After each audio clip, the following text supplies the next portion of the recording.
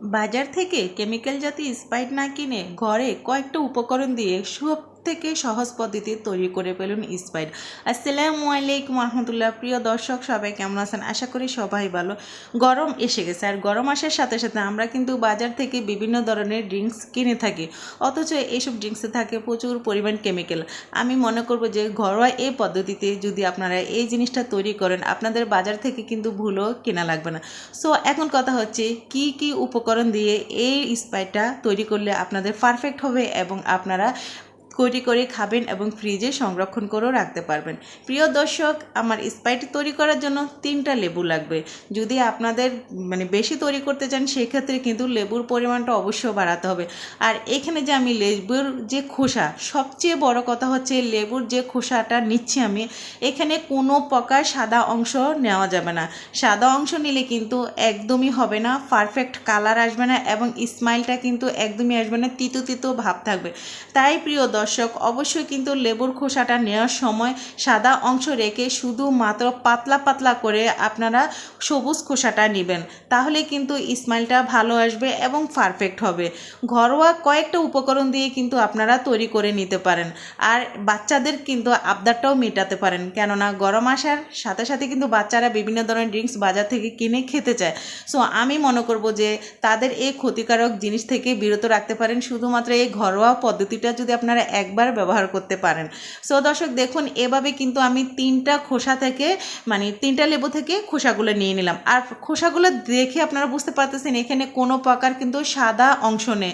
So সাদা অংশ ছাড়াই কিন্তু আমি 3টা লেবু নিয়ে নিয়েছি। আর লেবুগুলো আমি আরেকটা কথা বলি দর্শক, পাকা লেবু থেকে সবুজ লেবুটা নেবেন, তাহলে কিন্তু স্মাইলটা ভালো আসবে এবং এখান থেকে যে রসটা সেটাও কিন্তু পারফেক্ট হবে। সো এই তো 3টা লেবুর খোসা কিন্তু এতটুকু হয়েছে। আর এই খোসার মধ্যে এখন আমি যে জিনিসটা দিয়ে দিলাম, 1/2 চামচ লবণ আর 1 চামচ চিনি। এই দুটো জিনিস দিয়ে কিন্তু এটাকে খুব ভালোভাবে মিশিয়ে নিতে হবে। দর্শক, এটা যতক্ষণ পর্যন্ত এখান থেকে একটা পানি পানি ভাব আসবে না, ততক্ষণ পর্যন্ত এটাকে নাড়াচাড়া করে তারপর কিন্তু একটা রেস্টে রেখে দিবেন।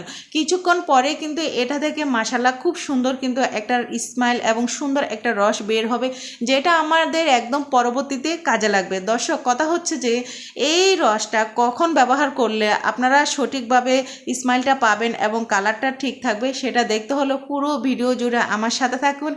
এমন একটা গুরুত্বপূর্ণ জিনিস কোনো প্রকার স্কিপ করবেন না, কেননা আমরা কিন্তু বাজার থেকে প্রচুর পরিমাণ ড্রিঙ্কস খাই। সো আমি মনে করবো যে আমার আজকের ভিডিওটা আপনাদের জন্য খুবই গুরুত্বপূর্ণ। বিশেষ করে বাচ্চাদের আবদার যদি মেটাতে চান, তাহলে এটা দেখে বাসায় তৈরি করে রাখুন, ইনশাল্লাহ বারবার কিন্তু আর টাকা খরচ করতে হবে না। এই তো এখন কথা হচ্ছে যে 3টা লেবু আমি নিয়েছি দর্শক, সেই 3টা লেবুকে এখন আমি এভাবে কেটে নিচ্ছি। আর এখানে যে ভিতরে সাদা অংশটা আছে সেটা কিন্তু ফেলে দিতে হবে।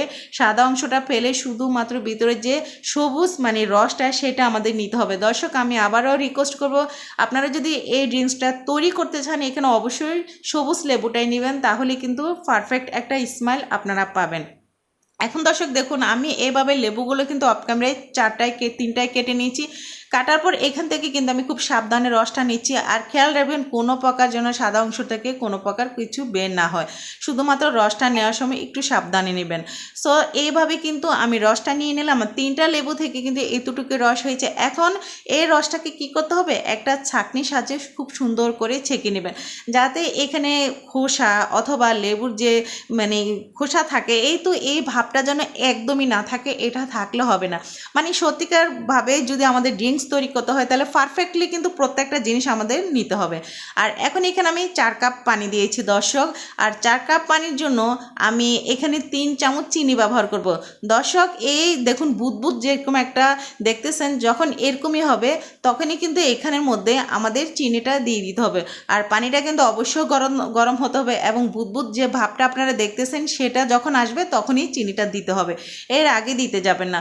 এখন চিনি দিয়ে আমি এটাকে কিন্তু খুব ভালোভাবে মিশিয়ে নিচ্ছি। দর্শক, আমি লাস্টে এমন একটা উপকরণ ব্যবহার করব যেটা দেখে আপনারাই চমকে যাবেন এবং এই জিনিসটা আমি কি ব্যবহার করেছি এবং এটার কারণে কি বাবা আমার জিনিসটা পারফেক্টলি হলো।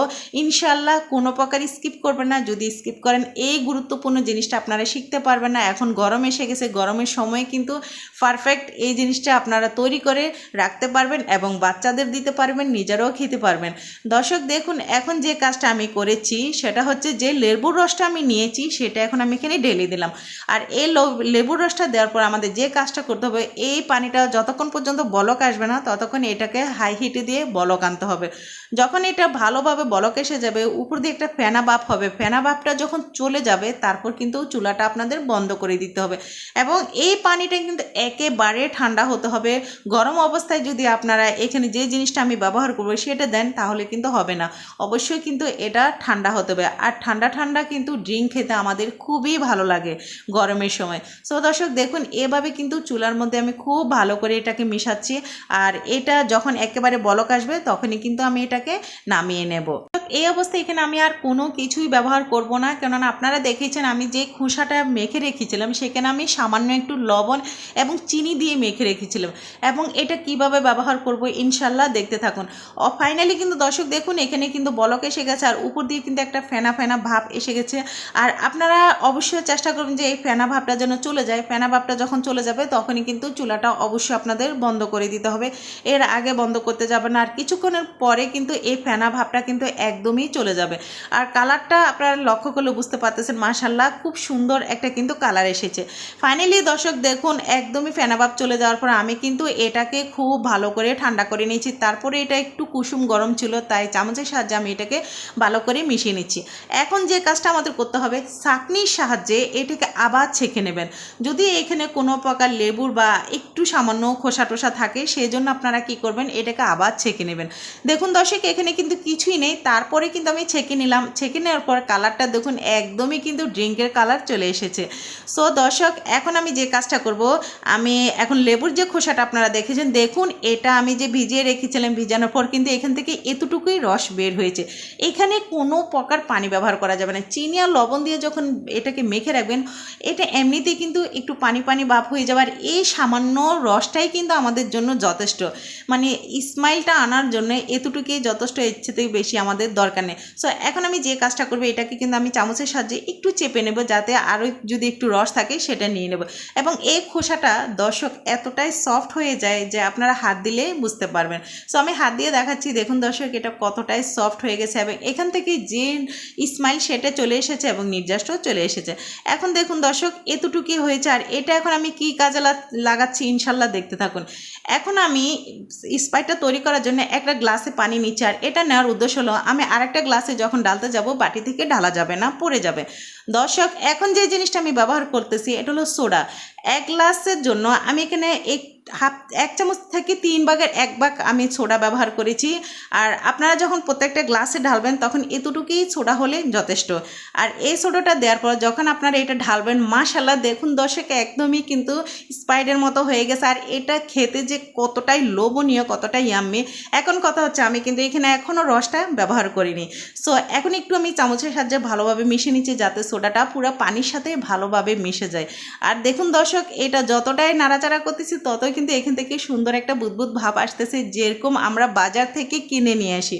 আমি মনে করবো যে আমার আজকের ভিডিওটা দেখার পর আপনারা কখনই বাজার থেকে আর কিনতে যাবেন না, বাসায় তৈরি করে নিজেরাও খাবেন ঠান্ডা ঠান্ডা ড্রিঙ্কস, আর বাচ্চাদেরকেও দিবেন। তাদের আবদার মেটাতে কিন্তু এভাবে কিন্তু তৈরি করে আপনারা রাখতে পারবেন এবং অনায়াসে তাদের দিতে পারেন। সো দর্শক দেখুন এখন যে জিনিসটা আমি দিয়ে দিলাম, এখানে আমি প্রায় 1 চামচের মতো কিন্তু সেই রসটা আমি দিয়ে দিলাম। আর এই রসটা দেওয়ার উদ্দেশ্য হলো দর্শক শুধুমাত্র স্মাইলটা আসার জন্য। এত সুন্দর একটা স্মাইল আসে, আসলে দর্শক আপনারা আগে তৈরি করবেন তাহলে কিন্তু আপনারা বুঝতে পারবেন। সো দর্শক আমার আজকের ভিডিওটা কেমন হয়েছে সেটা কিন্তু আমাকে অবশ্যই আপনারা কমেন্টের মধ্যে জানাবেন। আর একটা কথা হচ্ছে, যদি আপনাদের কাছে আমার আজকের ভিডিওটা একটু ভালো লেগে থাকে তাহলে কিন্তু বেশি বেশি শেয়ার করে দিবেন এবং লাইক করে দিবেন। আপনাদের একটা লাইক আমার অসংখ্য আপু এবং ভাইদের মাঝে কিন্তু আমার এই ছোট্ট ভিডিওটা যাবে। আরেকটা কথা বলি দর্শক, এটা কিন্তু ফ্রিজে রেখে ঠান্ডা করে তারপর আপনারা খাবেন, মানে মাশাআল্লাহ এত ভালো লাগবে। গরমের মধ্যে গরম থেকে এসে যখন এরকম একটা জিনিস পাবেন জমে যাবে। আল্লাহ হাফেজ, সবাই ভালো থাকবেন।